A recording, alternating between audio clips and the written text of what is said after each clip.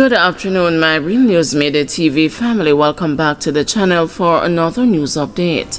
And in the news this afternoon, young JDF member fatally shot in unclear circumstances in Denham Town. Investigators are yet to determine the circumstances surrounding the fatal shooting of a member of the Jamaica Defensive Force in the volatile West Kingston community of Denham Town on Friday.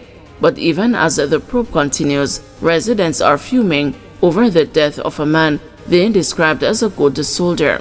He has been identified as 20-year-old Private E.J. Domville, who had been in the JDF for less than 12 months. Though pieces of the puzzle are missing, what is certain is that around 1:25 a.m., Domville was part of a team that was on foot patrol in Denham Town when he was killed. The incident took place in the vicinity of Charles Street and Chestnut Lane. The police said on Friday that a team of soldiers went in pursuit of men who opened a gunfire at them, causing them to take evasive action and return fire.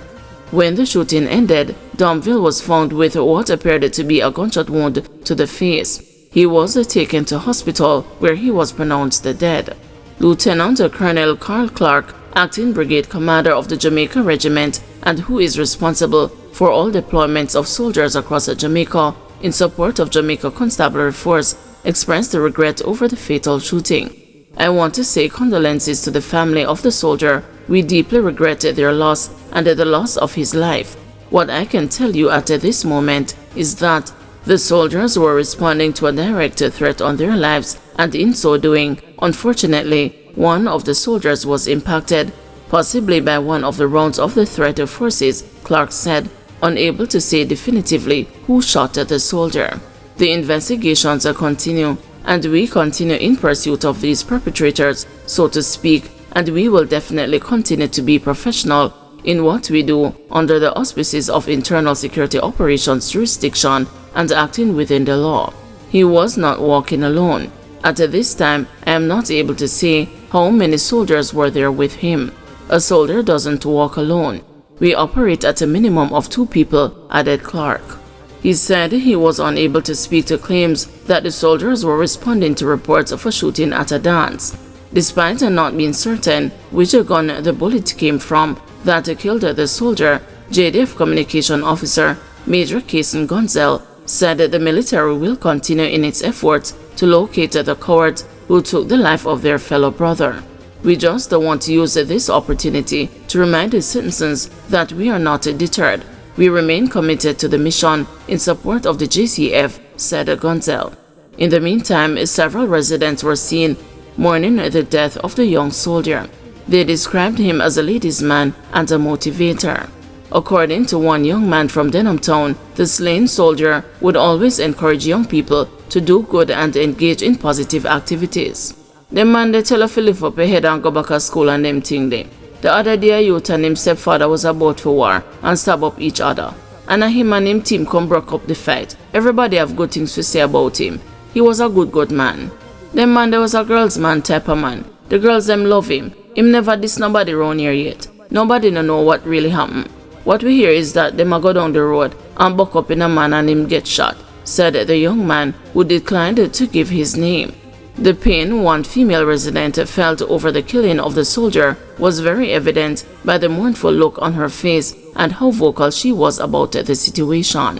"Thursday night him look pon me and ask me what me a deal with. Me tell him me a go inside go cook some food and me soon come back out. At night we and him will be out here until hours chatting and laughing. Him talk to girls and we laugh. When me see him picture and then see him dead, me have to buy a beer, well cold, and me have type 2 diabetes and should not drink them something here. And my brethren, him know me by name. He was a respectable soldier. Me love him. Look, my body have cold bumps. Him talk to everybody, and him not deal with you like a nobody. Him not hype on people, and him talk to you with respect. Him used to buy cologne for me. Him reason with me and say like how me dey on TikTok. Must put my money to use," said the obviously hurting woman. "I was on my TikTok live, and when I saw his picture, I had to end my live. He said I should use my TikTok money and buy a second-hand bus. And when me ready, me must check him because him have a link. Him never want me at the party I throw away my money. Him know all my son. My condolences to his family. I pray West Kingston come back to betterment." From school at the pitney them no get no summer. Me a keep her back to school treat Saturday and it have to postpone because this happen. Me a look for feed over 200 pitney Saturday and me can't do that because we are go under curfew and we have to go in early, the female resident lamented. OUR directs JPS to reduce and reissue some customers' bills.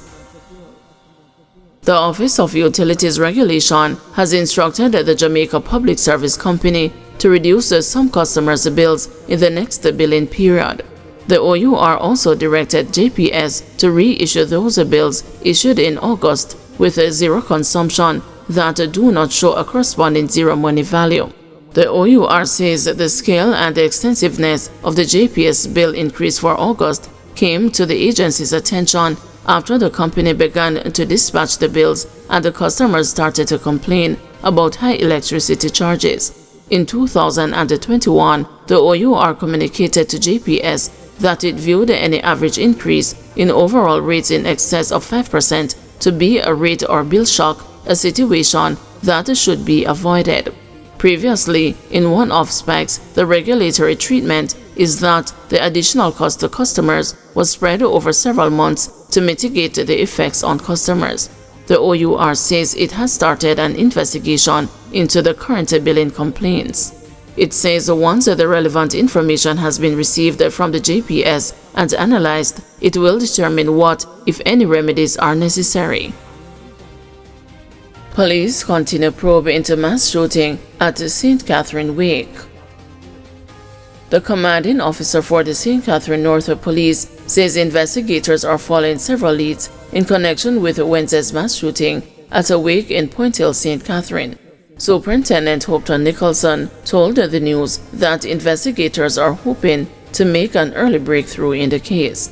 He said the police will provide more details on the status of the probe early next week. 8 people were shot, 1 fatally, when gunmen fired on a group of people who had gathered at a wake being held for the grandmother of reggae artist Christopher Martin. O'Neill Spencer, a 34-year-old farmer from the community, was killed in the attack. It was reported that a dispute among lottery scammers led to the shooting. Superintendent Nicholson said some of the wounded victims were released from hospital on Thursday, while the others remain in stable condition. Young woman reportedly awoke to find a naked man removing her shorts. 28-year-old Demar Cole, a construction worker of a Clarendon address, has been charged with a burglary and assault with intent to rape following an incident in his community on Thursday, August 22. Reports from the Maypen police are that about 3 a.m., a young lady was awakened by the feeling of someone removing her shorts. She looked down and allegedly saw Cole, who had his underpants in his hand. The now accused man reportedly left the room after telling the woman not to tell anyone of the incident. Further checks were made and it was borne out that the intruder had gained the entry to the woman's dwelling through an open window.